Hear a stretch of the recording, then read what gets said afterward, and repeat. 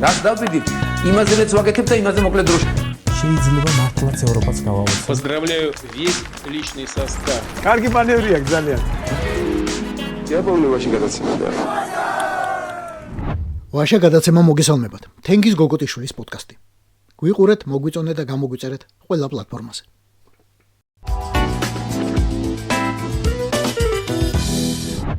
განათავს ვიქებ, მაგრამ სადღაც ვიქებ კიდეც.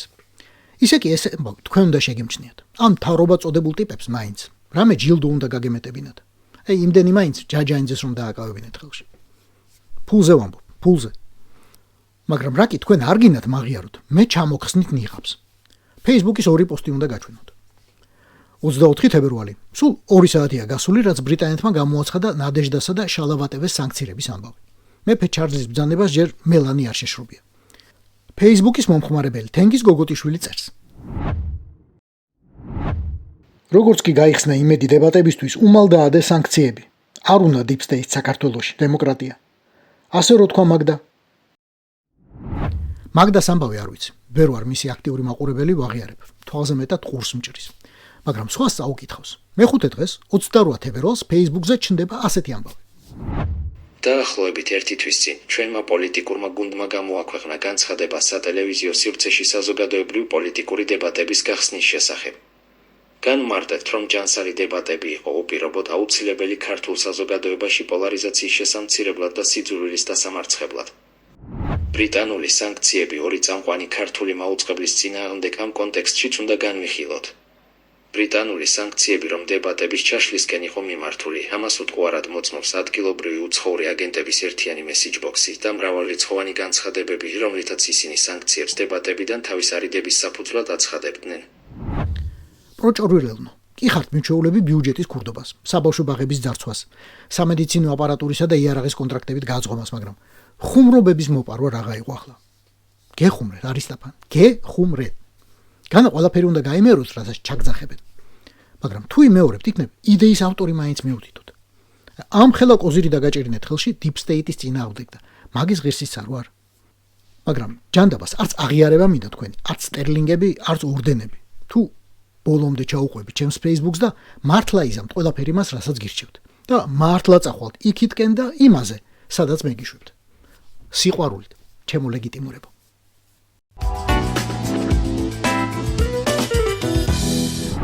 ბორია რუსის რაზმი აგრძელებს ყველას გულის გახარებას, როგორც ჭეშმარიტად სახალხო ხელისუფლება უნდა აკეთებდეს.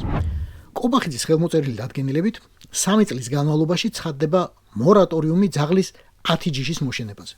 დოკუმენტში წერია, რომ ამას ისევ ჩვენთვის აკეთებენ, რადგან ამათგან 7 ჯიში პოტენციურად მომეტებული რისკის მატარებელია. ლაიკა, ჰასკი და მალამუტი რატომ მოხდნენ ხურდაში ამ მონსტრებს, კაცმა არ იცის. თუ არგუმენტი ისაა, რომ თბილისის ცხელად შეიძლება დაშვება, რომ ამ ჯიშების მოშენება შეიძლება მაღალმთიანეთში, სადაც მეტი სიგრილია და მეტი სივრცე სარბენად. მაგრამ კაი, ხომარ შეიძლება სულ ყველაფერზე ჩასაფრებულები ვიყოთ. ვაღიაროთ, რომ მებრძოლი ჯიშები ზოგიერთ ქვეყანაში საერთოდ აკრძალულია, ძალიან დემოკრატიულ ქვეყნებში. ისიც ვაღიაროთ, რომ ძაღლების ჯგუფი საქართველოში ძალიან სერიოზულ ბიზნესს წარმოადგენს. სერიოზულ სასტიკსა და არალეგალურს, რომელსაც 10 წლეულების განმავლობაში მე კი არ ვკრიშავ, არამედ პოლიცია, ალბათ, ისევ კოცი. მოკლედ, სწორი თანმიმდევრობაა. ჯერ უნდა აკრძალო ბუსუსებიანი პრეზერვატივები, შემდეგ ფოიერვერკები, შემდეგ NGO-ები, შემდეგ პარტიები, შემდეგ ამ პარტიების წევრები, შემდეგ პროტესტი როგორც ასეთი, შემდეგ უცხოელთა მუშაობა კურიერებად. ბოლოს 6 წელზე ძველი მანქანები. მოიხედავ და ვახაი, ხელი გეკავება. კიდევ რაღაცის აკრძალვა გინდა და უკვე აღარ იცი რის. და უცებ ევრიკა, ძაღლები. აქამდე როგორ არ გაგვახსენდა. დანიაში მაგალითად deep state-ში კავკასიური ნაგაზია აკრძალული საერთოდ. მოგწონთ? არა. და კობახიძის აკრძალულ რომელ ჯიშს ჩაუვარდება აგრესიით პოტენციურად.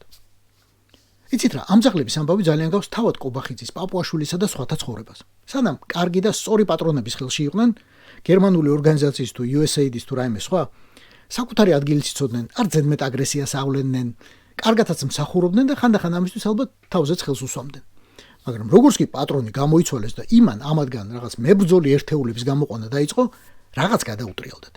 მას შემდეგ იყეფებიან, იკბინებიან, დუჟისდით, წკავწკავებენ, ყველაზე იწევენ, გამუდმებით ერთმანეთს ერჩიან, დიდი და პატარა აღარ იციან, ყმას ვეღარ გაუხსნით თუ არ დამდუღრე. ასე ემართებათ პიტბულსა და კანეკორსოსაც არასწორ ხელში. ასე ემართება როტვეილერსაც, რომელიც ამ სიაში რატომღაც არ არის და დობერმანსაც, რომელიც არ არის. და იგივე დაემართება ბალონკასაც. სულ თუ ჩაკეტილი გეყოლება, დილას აღამოს თუ სცემ და უყვირებ, ყველაფრისთვის თუ დასჯი, სამაგერო თუ წაახალისებ თუ ვიღაცაზე საქმენად გაიწევს. მინდოდა ექსპერტის აზრის შემეთავაზებინა თქვენთვის. ბატონ თამას დაურეკე, ელის ბარაშულს. ინტერვიუ შედგა ძალიან შინაარსიანი. ბევრი საინტერესოც გავიგე პროფესიონალისგან. ოღონდ როგორც კი კობახიძის გვარი გაიგო, ხელი მოაწერა რაღაცა ძაღლებზეო.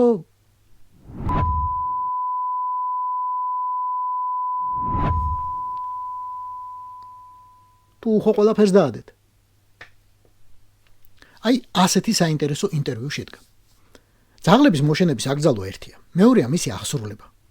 გავა ორი თვე და ვნახავთ ახალ დადგენილებას, რომ წინა დადგენილების ეფექტური შესრულების მიზნით სურსათის ეროვნულ სააგენტოსა და მუნიციპალიტეტებს დაემატა 100, 200, 1000 საშტატო ერთეული. ვინც ივლის ქუჩა-ქუჩა და მკაცრად გააკონტროლებს, რომ პიტბულს არ მიახდეს იმ საქმისთვის და კანეკორსოს. პიტბული თუ კანეკორსოს მიახდება, ბლეკვი უკვე მეტისია და ამ ბრძანების აკრძალვაში აღარ გადის, ალბათ. ამის შემოწმებლად კი ვის მიიღებენ? ცხადია პროჭორილელ აქტივისტებს. ხელფასას დაუნიშნავენ ბიუჯეტიდან, მერე წავა ჩაწყობები და ქრთამი. ბულტერიერი მყავს და მედი ერთი პუდელად გამიფორმე. არგენტინული დოგი მყავს და ლაბრადორი ჩაუწერე პასპორტში პატივისცემა ჩემზე იყოს ძმაო. ისე კითხვა მაქვს, რატომ არ შედის სიაში მასტიფი, რომელიც მგონი ძაღლი კი არა საერთოდ დათვია? ზუსტი პასუხი არ მაქვს, მაგრამ მაქვს ეჭვი. იმიტომ ხომ არა რომ ბატონ ბორის ყავს ეგ ჯიში მოშენებული. ან რატომ არ შედის სასაგზელთა სიაში ალაბაი? ეგ მგონი უფრო გასაგებია. ალბათ ქოცების თურქმენი მეგობარი დიქტატორების ხათრით. საქართველოში ხომ ყველაფერში ლობიზმი და ლობისტები უნდა ეძებო. აი, ვის შეიძლება არ მოვსდიოდეს თვალში და ბალანი ეჯაგრებოდეს ამეების დანახვისას. ვეძებევ, ქექე, ვაანალიზე, ვიფიქრე და ბოლოს მე მგონი ამოვიცანი ეჭვმიტანილი. აი ესენი. მგონი სახეზე გვაქვს ბორის ივანაშვილისა და მისი ჩემი ეკა საყვარელი პომერანელი შპიცების შეთქმულება, მათზე დიდი, მათზე გონიერი და ღონიერი ძაღლების წინააღმდეგ. ნაღდათ მაგათ შეუკვეთეს ეგ დადგენილება და ეხლა ერთგულ ცუმბუშას როგორ ვერ იპოვინენ, კი გააფორმებინეს იმ სეკუნდში.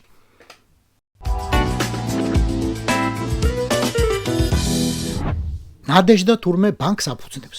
ხელფასების დარიგების პრობლემა რომ არ შეგვექმნას, მაგდას და ჯაბოვიჩს ჯამაგირი რომ დროზე მივცეთ და პრემიები არ მოვაკლოთ. თორემ ძალიან ნერვიულობენ. ყველანი ნერვიულობენ ზოგადად. ერთის გარდა ჯაჯანიძე ყველაზე აკადემიური აღმოჩნდა და ყველაზე მოღადავეო. დანარჩენებს კი თურმე ლუბლანის მთელ ქუჩაზე გაუდი ჯიმჟიმი. ბანკი კარგია, ბანკი ფულია, ოქრო, ძვირფასეულობა, ობლიგაციები, მოკლედ კარგია. მაგრამ ამ ჩემი ცოდვით კი არა და რუსის ცოდვით სავსეებს 17 მილიონი თუ აქვს დავალიანება ბიუჯეტის წინაშე. 2024 წლის ზარალი კი 454 მილიონზე მეტი აქვს. რა ფულით უნდა გახსნან ეს ბანკი? ახალი მილიონები უნდა ისეს ხომ? 10 მილიონი. ხომ გასაგებია რომ ორგანიზაციას რომელსაც 9 მილიარდი აქვს კისერზე ჩამოკიდული. რომელსაც გამხსნელი სანქციები ბრიტანელებმა უკვე დაუწესეს და სხვებს უნდა ვეულდოთ. აი, ხომ გასაგებია რომ ასეთ ორგანიზაციას ფულს ნებით არავინ ასესხებს. იმიტომ რომ ეს არის გადაყრილი ფული. რუსული პროპაგანდის შავხრელში უბრალოდ გამქრალი. ბანკის პრეზიდენტად ან რამე დეპარტამენტის დირექტორად მაინც მე მგონი ცოტნე გეგეჭკორი უნდა დანიშნონ. აი ეს ფაქიზი გულის პატრონი ჯელი რომ ხარობს, ყველაფერი ისე გაიაფთა 250 ლარის ეკონომიას ვაკეთებ მაღაზიაში თითო შესვლაზეო. 250 ლარის ეკონომია მხოლოდ თითო შესვლაზე. აი ასეთი კაცი უნდა იყოს ბანკის ხელმძღვანელი, აბა ვინ? მაგრამ საქართველოში გარდა დიდებული ადამიანებისა, დიდებული კანონებიცაა. ერთ-ერთი ასეთი კანონი ითხოვს რომ ბანკის გასახსნელად საჭიროა 50 მილიონი ლარი მინიმუმ. ვერანაირი ბიჭი ცოტნეს, ვერანაირი მაღაზიაში დაზოგილი 250 ლარით მაგას ვერ შეაგროვებ. ცოტნეს მაგდას, ჯაბოვიჩს, ჩერტკოევსა და ოკეანესავით მშვიდ ჯაჯანიძეს ამისთვის 200,000 ჯერ მოუწევთ მაღაზიაში შესვლა. თან აუცილებელი მოთხოვნაა რომ ფული იყოს გამჭვირვალე. ანუ ამ 50 მილიონს ეროვნული ბანკი ბოლო თეთრამდე გადაითვლის და ძირის ძირობამდე ჩაყვება. წესით. თანაც ეს 50 მხოლოდ საწესდებო კაპიტალია, ის რაც დევს, ხელუხლებელია. ეს ნებართვის ფასია, უხეშად. ბანკა თამუშავებას კი კიდევ მილიონები სჭირდება. შესაბამისი შენობები, აღჭურვილობა, აპარატურა, ადამიანები, უსაფრთხოების სამსახური, მილიონები და მილიონები. და საიდან უნდა მოიტანონ ახლა ამათ ამხელა თანხა? თეთრი, გამჭვირვალე, კრისტალურად და ნეიტრალური პოლიტიკურად. კარგი ვთქვათ, ამასაც ვინმე მისცემს, ვთქვათ. მაგრამ ამ ვინმე ხომ იცის რომ ამით ავტომატურად ხდება ბრიტანული სანქციების სიაში. ავტომატურად. და ვინ იზამს მაგას? ან როგორც წარმოუდგენია გოჩა ჩერტკოევს რომ bank იმუშავებს with no links გარე სამყაროსთან. მანი ხომ უნდა იმოძრაოს, გადაერიცხოს, გადმოერიცხოს, ყავიდეს, შემოვიდეს. თუ ეს ბანკი ჩახსნილი იქნება from Swift system, მაშინ გასაგები იქნება, რომ მირის სისტემაშია, რუსულ კლუაკაში, ან სადმე ჩინურში. ანუ ნადეჟდას დაფინანსების მეთოდი იქნება ზუსტად იგივე, რაც ჰეზბოლასი. მოდით ყოფილო კოლეგებო, არ გადაუხვიოთ მაგ გზას. უფრო და უფრო ღრმად შეტოპეთ მაგ ცხ**ში და ღრმად შეიზილეთ, არ გაჩერდეთ. საკუთარ ბანკზე არ გაჩერდეთ. მერე ცხოვრება სანქციები და იზოლაცია აუცილებლად გიკარნახებთ, რომ მაუწყებლობის საკუთარი სისტემაც გჭირდებათ. საკუთარი სატელევიზიო ანძები, საკუთარი თანამგზავრები, საკუთარი ინტერნეტ პროვაიდერი, რომ სოფლიოს ყველა კუთხეში მიიტანო თქვენი მართალი სიტყვა. მერე მოგშივდება და მიხვდებით, რომ შაუბნელი საბანკო სისტემის ფული სადმე უნდა დახარჯოთ. ნორმალური მაღაზია მაგ ბარათებს არ მიიღებს. და მერე მოგიწევთ მაღაზიათა საკუთარი ქსელი შექმნა. სადაც უკვე თქვენს თანამშრომლებსა და ალბათ ქართული ოცნების ვერხუშკას სპეცგანყოფილება მოგემსახურებათ. ჩეხური და იუგოსლავიური ლუდი, ივერია სოსისი, საცობიანი ლიმონათი ვერცხლის ქაღალდით სახურავით, ბაბაევსკი კომბინატის ბამბანერკები საშვიდ ნოემბრო და სააღაცლო გათამაშება შეკვეთილი სასტუმროში ავტოგრაფში ორკაციანი პუწუგით. აი, გენაცვალეთ ბანკში, ვა ბანკში.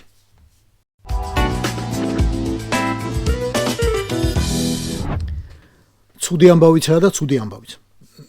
რაღაც ცუდი ამბავია ჩვენთვის პირადად, რაღაც ოჯახისთვის, სამეგობროსთვის, ანათესაოსთვის, სოფლისთვის, ქალაქისთვის.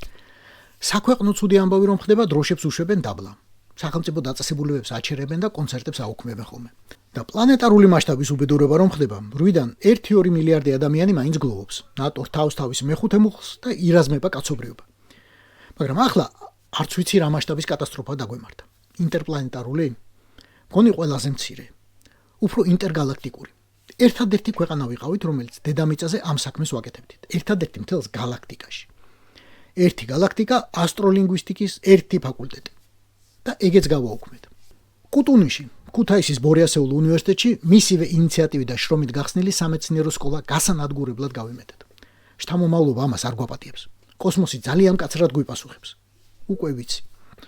თუმცა აბა როგორ გვიპასუხებს? მესამე დღეა იმათ თითებში უტრიალებს მზის სისტემას. ხან ამ ორბიტაზე ეკიდება, ხან იმაზე, ხან პულსირებად ხილული სინათლის სხივებს გზავნის, ხან ულტრაბგერებს, ხან ლაზერზე გადადის. მაგრამ ვინა ამ სიგნალების სამკითხავი და გამგები? გავაუქმეთ ბაკალავრიატიცა და მაგისტრატურას და ერთი ასტროლინგვისტიც არ დავიტოვე წამლად. 8 მილიარდ ადამიანს. ასტროარქეოლოგებზე აღარ ვამბობ საერთოდ არაფერს. ეს იყო ვაშა გადაცემა. თენგიზ გოგოტიშვილის პოდკასტი. გვიყურეთ, მოგვიწონეთ და გამოგვიწერეთ YouTube-ზე, Facebook-ზე, Instagram-სა და TikTok-ზე. რაც დავდივით, იმაზეც ვაკეთებ და იმაზე მოკლედ დროშა. შეიძლება მართლაც ევროპაც გავავოცოთ. Поздравляю весь личный состав. კარგი მანევრია ძალიან. დიაბოლური ვაშინგტონში გადაცემა და